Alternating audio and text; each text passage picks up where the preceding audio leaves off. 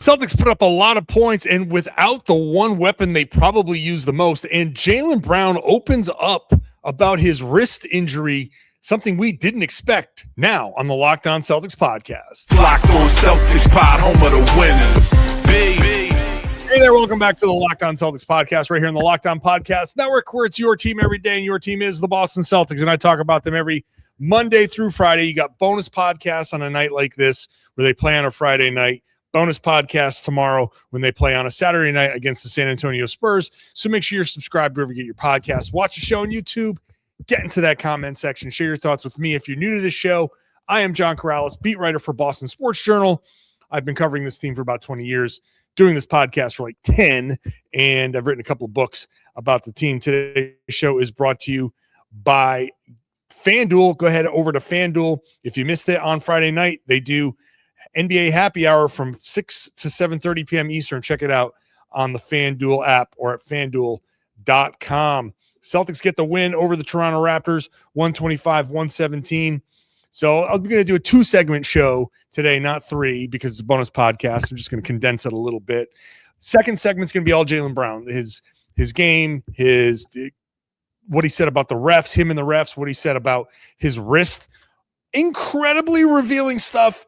Unexpectedly revealing stuff from Jaylen Brown. But let's get into this game here. Again, the Celtics win at 125-117.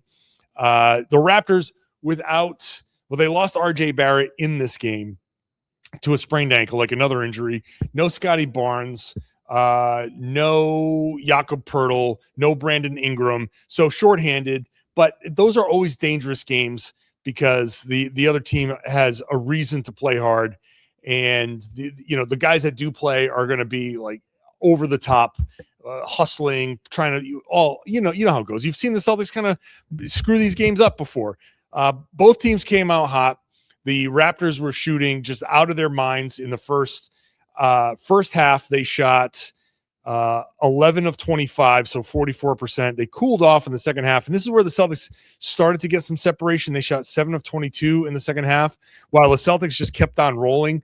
The Celtics were hot the whole night. They finished shooting 53.4%. They shot 50% from three, 89.5% from the line. Sam Hauser shot 70%. Payton Pritchard shot 63%. Derrick White hit half his shots. So the hot shooting was the big thing, but not just the hot shooting. It was the 2-point shooting that was the big thing. They shot only 28 3-pointers, which was the lowest in this season by far, the second lowest regular season output by the Celtics in the Joe Mazzulla era. And then if you factor in the playoffs, it's in the bottom 5.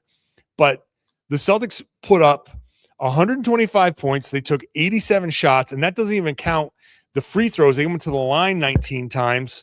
13 of those were Jaylen Brown, which I'll get to in a little bit. But when you factor in the 19 free throws, well, those are all shot attempts too, but they got a ton of shots off. So they only took 28 3-pointers, which means there were 59 2-pointers. And that's just not something you would normally expect out of the Boston Celtics. We think of them as a 3-point team, but again, I've said this before. This is like Mazzulla ball is not just go take 3-pointers. You have to take them, and the 28 that they took, there could have been more, but the Raptors were pressuring. They were up, and the Celtics were able to get past that initial line of defense. And so that helped them like drive and kick and attack, and, drive, kick, multiple attacks. You have drives, defense steps up, and you have lobs to Neemias Queta. You just have straight all finishes. You have Jaylen Brown in the mid-range. You have Payton Pritchard in the mid-range. So Mazzulla ball is make the right read, make the right play, whatever that is, just got to make that shot when it's open. And this was 2 points, 2-pointers just galore, attacking, getting to the line. And when they gave you the 3-pointers, you take them and you make them. They made half of them, 14 of 28. Now, when you only take 28, you have to make half of them to be able to do what, put up a lot of points. But the Celtics were still able to dictate kind of like their shot profile, and just do it based on what the Raptors like. Hey, okay, you want to pressure us? No problem. We're fine with going into the mid-range and hitting those shots. Payton Pritchard, incredible. Again, he was 8 of 10 in the paint area, 2 of 2 at the rim. So another 6 of 8 at that paint non-restricted area that he loves so much. And the beauty of what Pritchard did is okay, I want to drive. Okay, you want to shut off my drive? I have a counter move. The counter move is that stop, either step back or spin and fade. No problem. Oh, you want to come up on that? Then he hit Mamukelashvili with the step through move because, okay, we expect the drive. We expect the step back. He comes up, defends it well. And so Pritchard was just like, you know what? I have this move. I have this last move, which Jaylen keeps joking that, Payton stole, is in his bag, in Jaylen's bag. And like, that's a move that Jaylen does. Pritchard just hits you with it and finishes. Incredibly crafty in the paint. That's what working on your craft is. But that was just an incredible performance from Pritchard. But he wasn't the only one. Hauser hitting 5 of 7 from 3, hit his first 4. So, but he also, when they ran him off the line, very, very willing to go in and take, go 2 of 3 from 2-point land. And so that's also, Sam's not just the 3-point shooter. He's willing to attack. You got 7 of 14 from Derrick White, who had just a classic Derrick White game. He was 2 of 7 from 3. He was one of few guys that didn't hit the 3-pointer, but you hit one more and you're 3 of 7, and that's perfect, right? So the overall game, 18 points, 5 assists, 3 rebounds, 2 more block shots, just 1 turnover. Turnovers are a huge thing for the Celtics because they protected the ball well. They had 7 turnovers in this game, and they didn't get like a ton off of Toronto. Toronto only had 6, but 7. That was 6.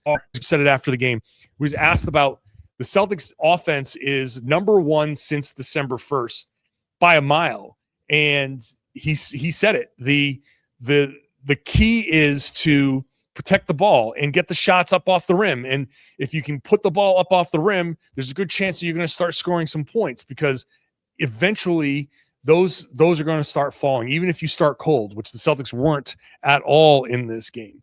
So Derrick White, just 1 turnover. I mean, the only person who turned it over more than once was Jaylen Brown. He had 4.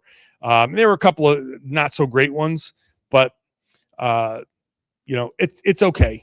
It's okay because he did his damage, got 25 points on the 13 free throws.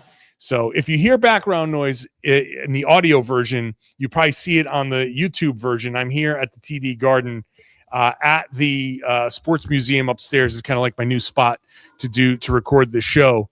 It's really good. If you want, you should probably come by and check this out. I'm doing like free promotion for the Sports Museum here, but they got Larry Bird behind me, Bobby Orr. Can't see him, but Ted Williams.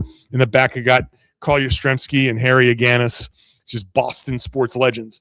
So anyway, when it comes to this game, it really wasn't like the most exciting game in the world. It was just kind of like there were a couple of nice plays.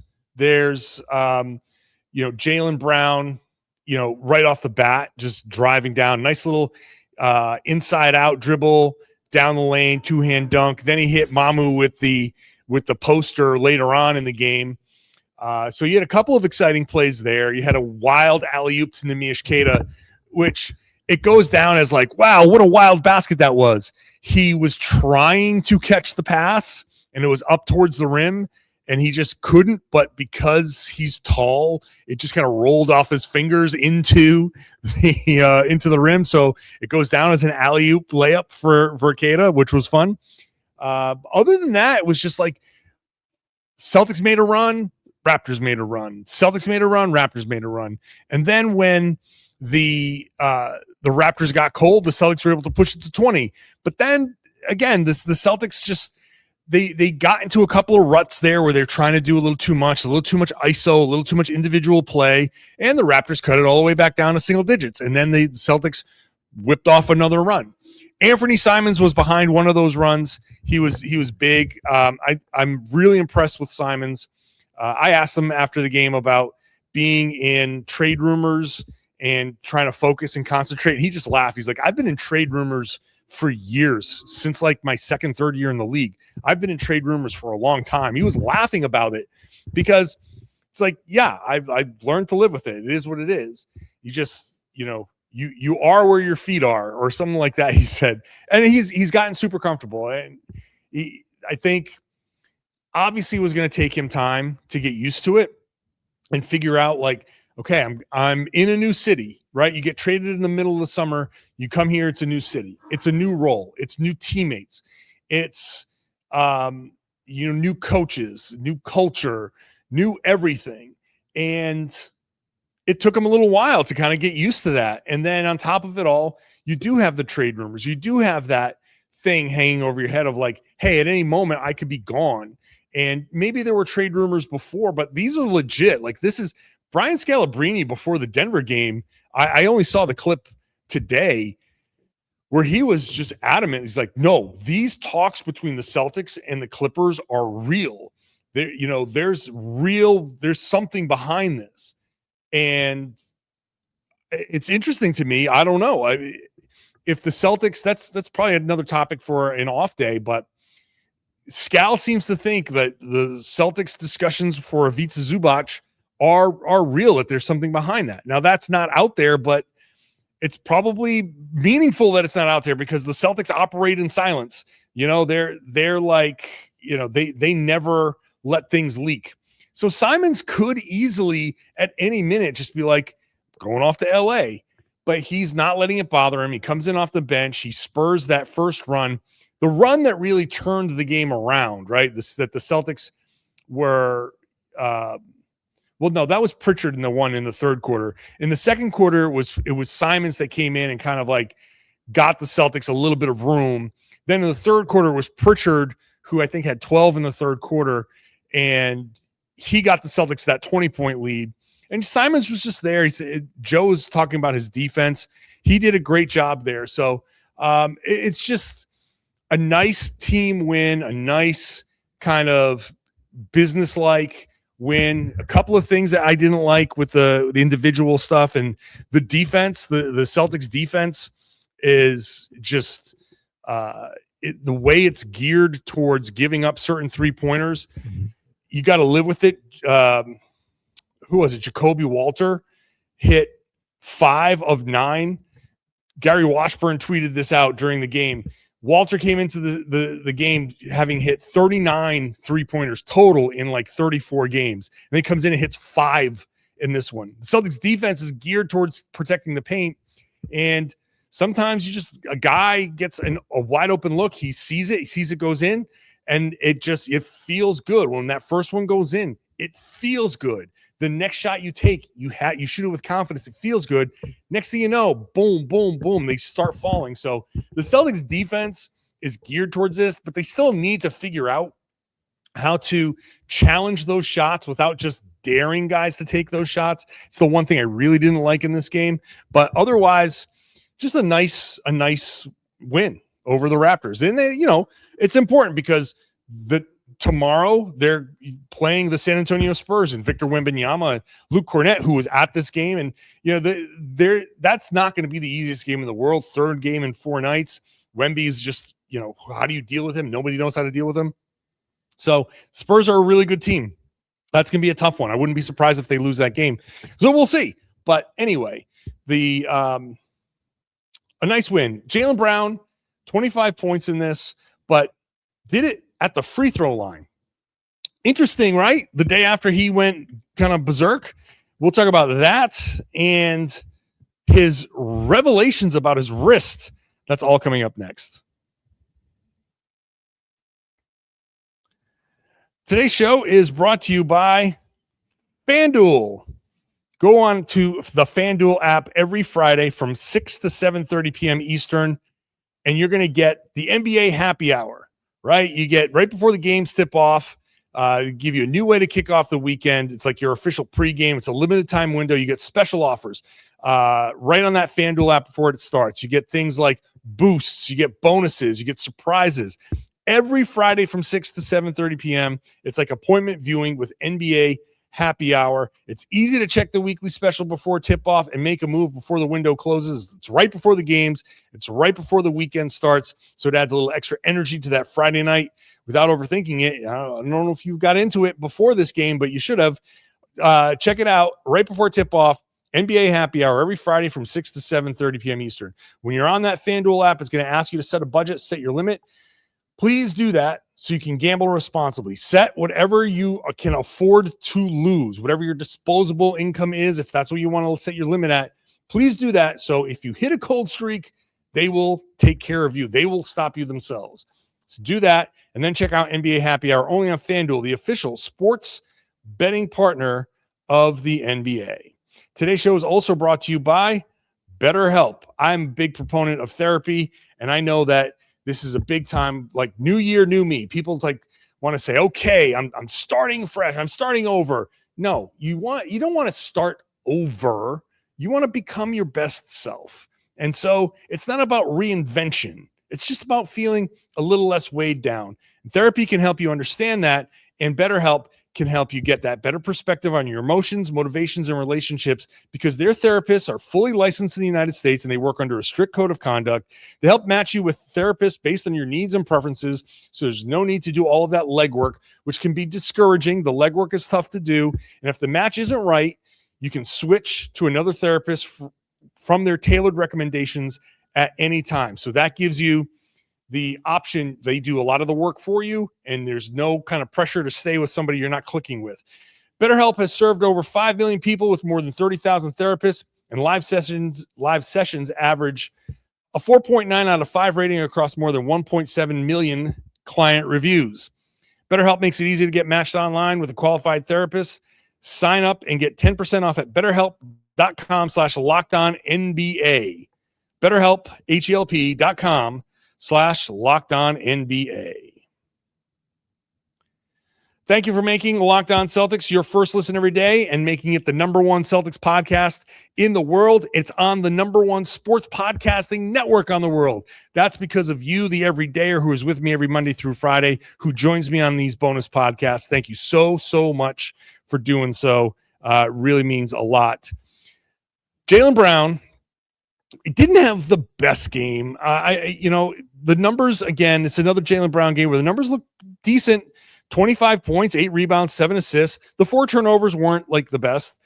6 of 15, so 40%, 1 of 3 from 3. Didn't shoot particularly great, but he got to the line 12 for 12 out of 13.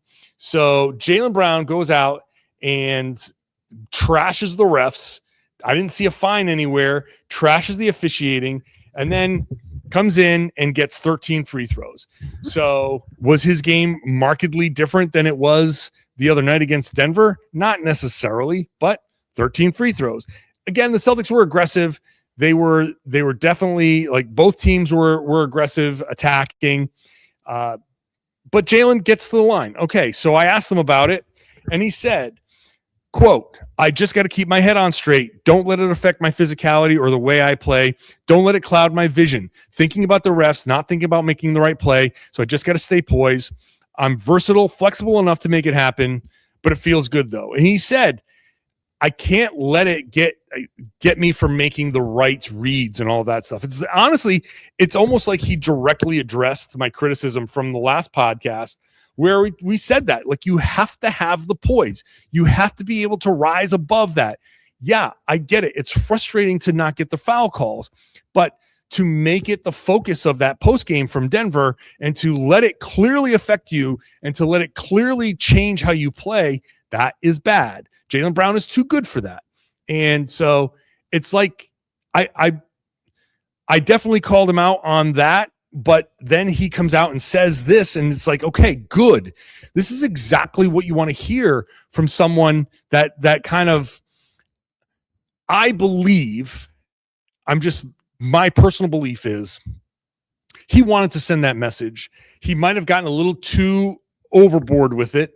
He realized it, and he came back and he's like, you know what? I have to be better in that moment. Good. Boom. Done. As far as I'm concerned, handled perfectly. Done. Moving on. Because Jaylen Brown is too good for that. Jaylen is an MVP candidate. He is playing his best basketball of his life, and you have to prove that. Like I understand complaining to the refs during the game. That happens, but at the same time, you have to compartmentalize and have to move on.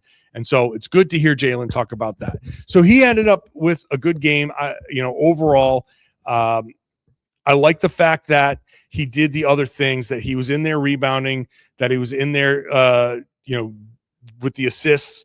That's just a nice overall game. The Celtics protected the ball really, really well, even though Jaylen had those 4 turnovers. A couple of early ones, they were not great, but that's okay. It happens. 4 turnovers is not the worst thing in the world for a guy that has the usage as high as he does, but a couple of them certainly could have been better. So that's fine. Who else did I not mention? Hugo Gonzalez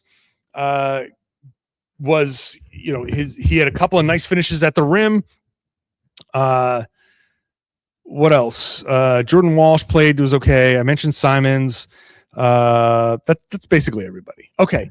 Now Jaylen was also very revealing about his wrist. Now he's had issues with the wrist before, and before the game, like Darko Rajakovic, the Toronto coach, was talking about how Jaylen had adjusted and become like really good with his left hand. And Jaylen after the game was like, he's lying. Don't listen to him. He's joking around.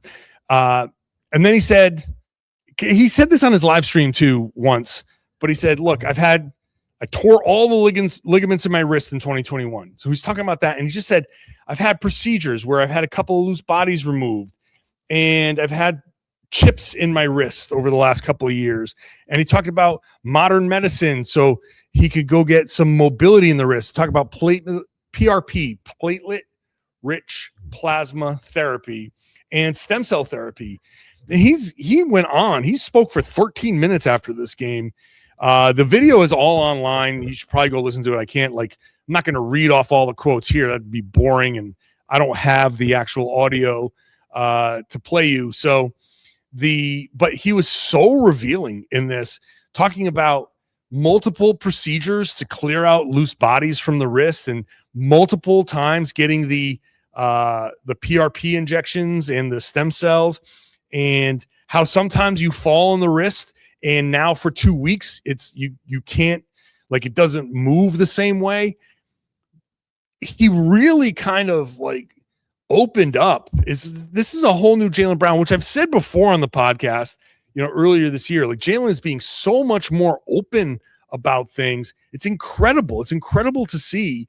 And I love it. I love that he's being more open. And sometimes that leaves you open to criticism, and that's how it goes. But, I love hearing this because, it lends a little extra perspective. You're like, okay, this guy is dealing with this thing, and it just makes the things that he's doing a little bit more impressive. Actually, the fact that he's out there, he had some great lefty finishes. He's been going left incredibly well all year long. So to hear that, like, hey, sometimes it doesn't, my wrist just doesn't work, and you fall on it, and it could be like, we had to move on because the post game is only limited to a certain amount of time. But I'm curious about the whole wrist issue, and is he going to have to go get that fixed in a different way after his career is over? Is that something like when he's going to be 50 or 60, is that thing just going to lock up on him? What's he putting himself at risk for moving forward by continuing to play and all that stuff? Like, I love the fact that he's kind of letting us in on that. But a very revealing Jaylen Brown, talking about that, talking about the refs and all of that stuff. So it was kind of fun. I would recommend finding that post-game stuff online. And like I said, it's out there. The quotes are out there. But, credit to him for that. So nice win over the Toronto Raptors. Again, San Antonio Spurs are next. That one, I don't know how that's going to go. But, hey, they've won games they're not supposed to win before. So we'll see how that goes. I will be here at TD Garden again after that game. So last home game before they head out on the road. I'm going to be out on the road for a couple of those games. So make sure you're here for not only Monday through Friday podcast, but for the bonus podcast on the weekends and all of that stuff. So thank you for being an everydayer. Thank you for being here with me every Monday through Friday, plus Saturdays and Sundays and whatever. If you want to join the Everydayer Club, you can get ad-free audio, access to our Discord server, merchandise drops, and all of that stuff. It's at lockdownceltics.supercast.com, lockdownceltics.supercast.com. $5 a month gets you all of that stuff, the ad-free audio. The $50 a year, if you want to pay up front, you get 2 months free. So go check that out there. And now I would love it if you share the podcast. Tell everybody they should be listening to and watching the Locked On Celtics podcast here on the Locked On Podcast Network. It's your team every day.